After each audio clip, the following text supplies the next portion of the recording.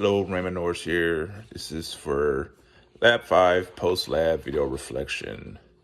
So experimental design and safety. I was in my kitchen. I make sure I wore my gloves that was in the box, safety goggles. Let me see. Also a couple other ones is just knowing where everything's at, being in the kitchen and stuff like that. Knowing my exits, so how to get out fast.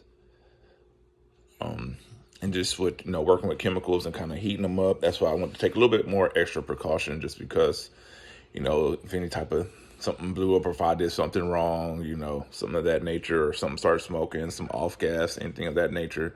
I want to be careful for that stuff. So just make sure that I was good on that end. Results, so kind of got weird results from it. I mean, I wasn't 100% sure I did it right. So with accelerating, time temperature change, I think I don't know, I think I might have did it wrong.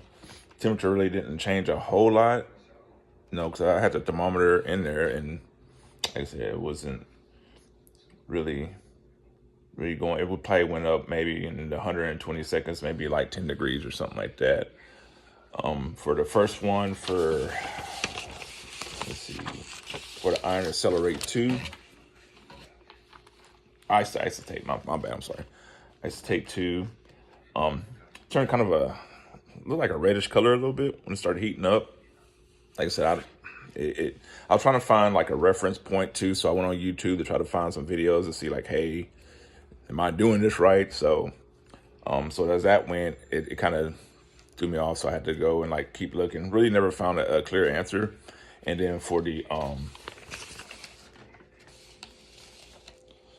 iron 2 to iron 3, I really didn't get a color, so kind of still just like a murky water. So, and I did it for the 120 seconds and didn't get nothing. So I kind of, like I said, went back to YouTube to see if I could see anything that was like close to it, or what, find some explanation of it, and really couldn't find a whole lot on it.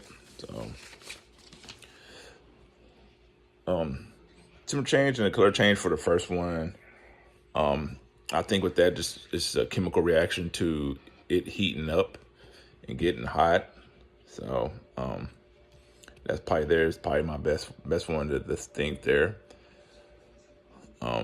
For the second one, I mean, I think because it's iron to iron, I mean, that's why it pretty much kind of stayed like to me. It stayed a murky white. Like I said, I was trying to find more online to see if I was actually doing this right, or finding some type of example, and really couldn't find nothing on that.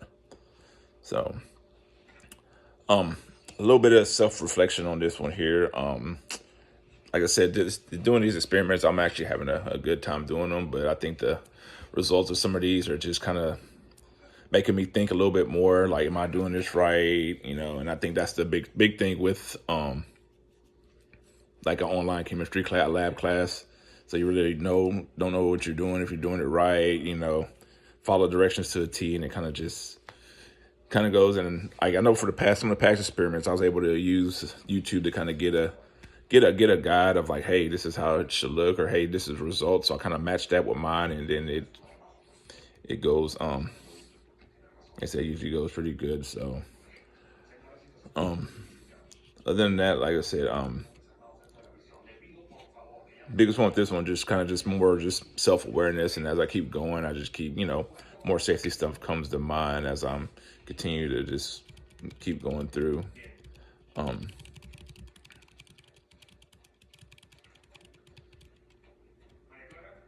and I think the biggest thing with